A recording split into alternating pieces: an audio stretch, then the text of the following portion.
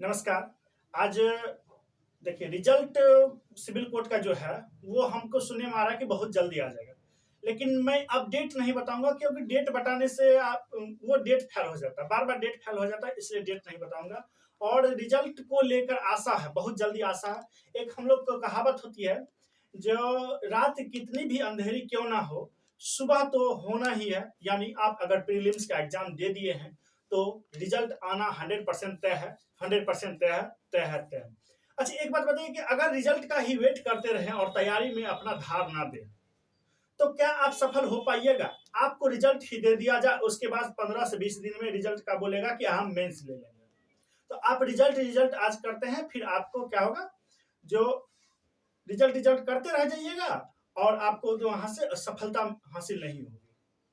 तो वैसी रिजल्ट से फिर क्या फायदा, प्रीलिम्स देकर फिर बाहर। इसलिए हम आप लोगों के बीच देखिए, आपसे मैथ बन जाएगा, मैथ कहीं ना कहीं बन जाएगा, इंग्लिश भी मैथ बन जाएगा, हिंदी बन जाएगा। लेकिन मैं हिंदी का मैथ का क्लास नहीं कराऊंगा क्योंकि मैथ बहुत बड़ी सिलेबस होती है। आपको हिंदी का और जो इंग्लिश का इसका क्लास करा दूंगा, और हो सके तो कंप्यूटर का भी क्लास करा दूंगा। ठीक है, आज उसी को लेकर हम इंग्लिश का जो है एडम्स फ्रेज का जो कुछ है, आप हमको मात्र 10 मिनट समय दीजिएगा और उसी 10 मिनट में हम गारंटी देते हैं। इस बात को आप लाइन को आप काट के रख लीजिए या स्क्रीनशॉट लेकर रख लीजिए, जैसे है रख लीजिए। हम गारंटी देते हैं, जो एडम्स फ्रेज बताएंगे, जो एडम्स फ्रेज बताएंगे उसी में से रहेगा, उससे बाहर नहीं जाएगा। जैसे पीटी में हम बताए थे, हिंदी बताए थे, उसी तरह आप हमको रोज 10 मिनट समय दीजिएगा। बाकी आप लोग का प्यार और स्नेह हम देखेंगे, उसके बाद ही हम वीडियो बनाएंगे। तो आप लोग हमें रोज 10 मिनट का समय दें और हम आपको 100% कहते हैं कि अगर इंग्लिश का डर है तो इंग्लिश का डर हम भगा के मानेंगे। ये बात जान लीजिए। अभी एडम्स फ्रेज करा देंगे, उसके बाद आप लोगों को स्पेलिंग मिस्टेक बताएंगे। जो स्पेलिंग जो एरर होता है, तो उसमें कुछ ही वर्ड है जो आपको पूछेगा और वही पूछता है, हर बार पूछता है, नया कुछ भी नहीं पूछता। ठीक है, तो आइए देखते हैं। और क्या कहते हैं, ऐसे और लेटर राइटिंग का आपको हम पीडीएफ प्रोवाइड करवा देंगे। आप लोग मेरे चैनल पर बने रहिएगा और हम लास्ट में जिस दिन हम पीडीएफ देने वाले होंगे उस दिन आप लोगों को बता देंगे कि कितना, मतलब ये कह सकते हैं कि जो किस नंबर हम अपना दे देंगे, उसमें आप जुड़ जाइएगा। या हम टेलीग्राम पर चैनल बना देंगे, उसमें आप जुड़ जाइएगा, वहीं पर हम दे देंगे। और वो भी गारंटी है, गारंटी के साथ कहते हैं कि जो बताएंगे वही पूछेगा, नहीं पूछेगा तो आप चैनल पर नहीं आइएगा, विजिट नहीं करिएगा, नहीं देखिएगा। अब इससे ज्यादा हम गारंटी नहीं ले सकते, इतना तो आपको कोई रुपया देकर भी गारंटी नहीं लेता होगा। ठीक है, आइए देखते हैं।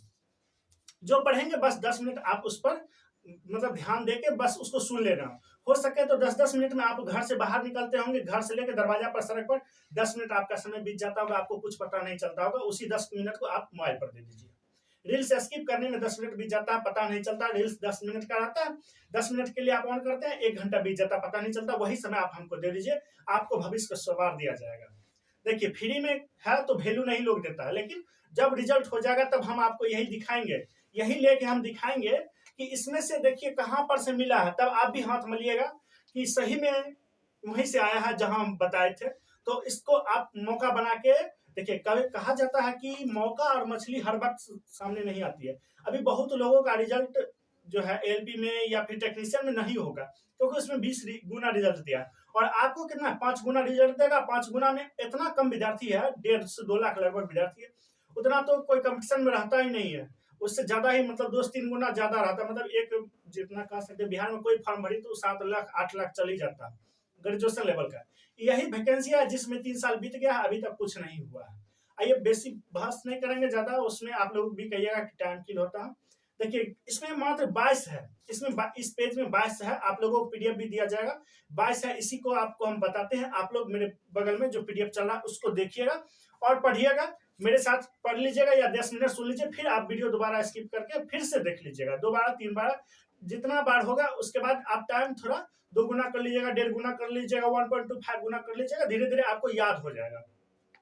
देखिए सबसे पहला एचिल हिल्स, यानी इसका अर्थ होता है कमजोर पक्ष। यानी इसका मीनिंग जो है इंग्लिश में क्या होता है, a small but fatal weakness. A small but fatal weakness आप लोग देख रहे होंगे। और 2 नंबर में देखिए, 2 नंबर में add fuel to fire. Add fuel to fire मतलब, एड फ्यूल टू फायर मतलब आप कह सकते हैं कि आग में घी डालना, मतलब किसी को झगड़ा में उकसाना। ठीक है, भड़काना, आप किसी को भड़का सकते हैं। इसी को कहता है to make a matter worse, to make a matter worse. आप इसको याद कर लीजिए, उसके बाद आपको सेंटेंस बनाना भी लगभग बता ही देंगे लास्ट में। उसके बाद कहता है an arms chair job, an arms chair job मतलब एकदम आरामदेह वाला, ये कह सकते हैं कि आसान एवं अच्छी आय वाली नौकरी, यानी good income job with high comfort, ठीक है।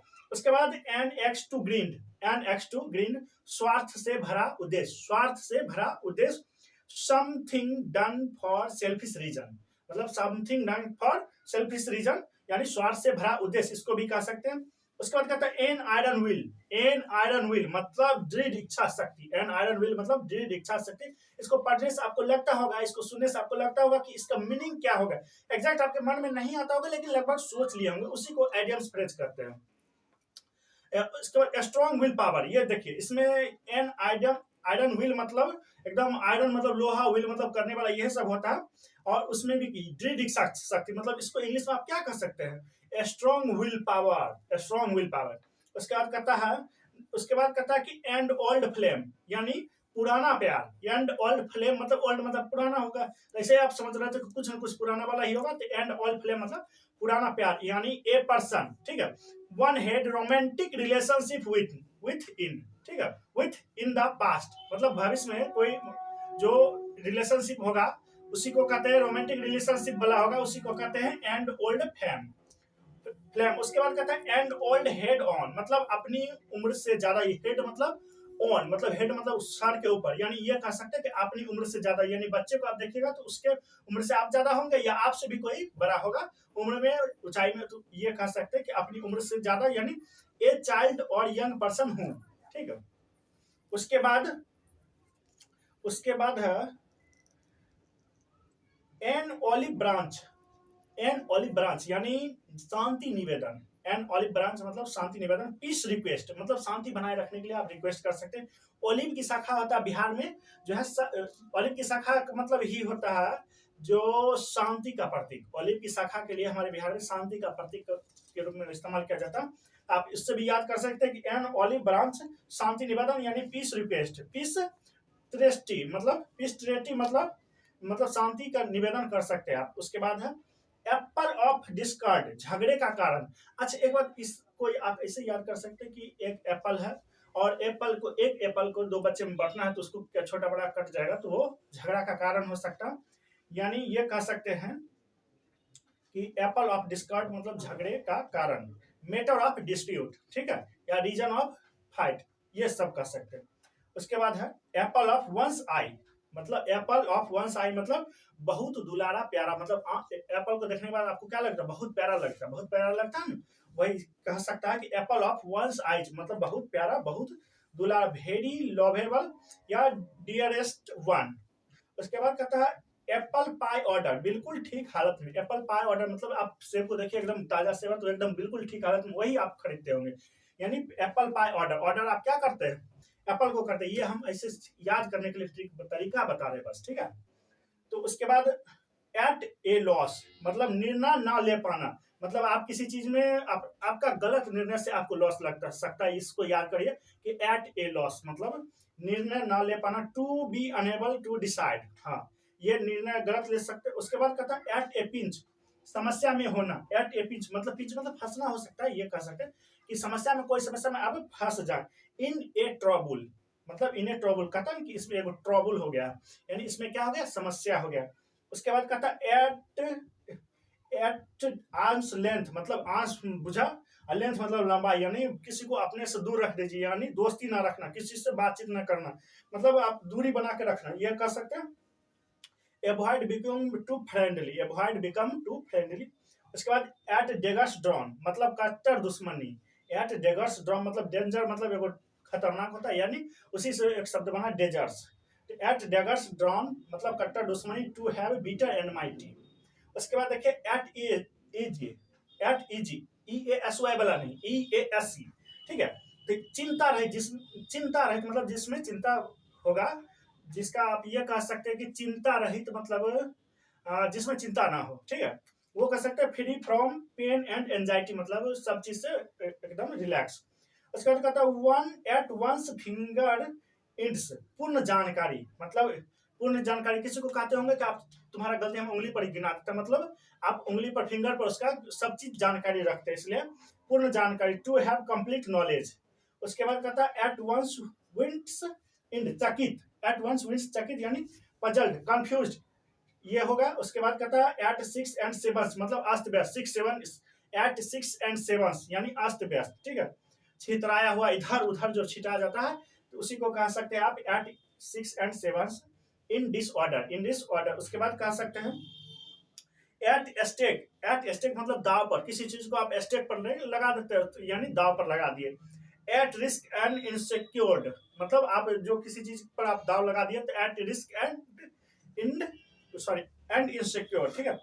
एट द 11th आवर मतलब आप हिंदी में कह सकते हैं 11वां घंटा, लेकिन ये 11वां घंटा नहीं होता, अंतिम 11 घंटा मतलब किसी भर दिन का 11वां घंटा मतलब अंतिम क्षण, यानी 12वां घंटा, 12 घंटे बाद आपका एक दिन मतलब सुबह शाम हो जाएगा, यानी यह कह सकते हैं कि अंतिम समय में, यानी एट द लास्ट मोमेंट, यानी एट द लास्ट मोमेंट। उसका जो back stairs gossip, back stairs gossip यानी मतलब ये कह सकते हैं कि स्टेयर्स मतलब सीढ़ी होता है, तो नौकरों के बीच का गपशप, जो आपसे नीचे होगा नौकरों के बीच का गपशप, यानी talk among servant, talk among servants unfair talks, ठीक है। आज 22 को टोटल हम करा दिए हैं। आपको ये कैसा लगा और ये प्लान कैसा लगा इसको कमेंट में जरूर बताइएगा, और मेरे चैनल पर नए हैं तो सब्सक्राइब जरूर कर लीजिएगा, बेल आइकन को जरूर दबा दीजिएगा। जय हिंद।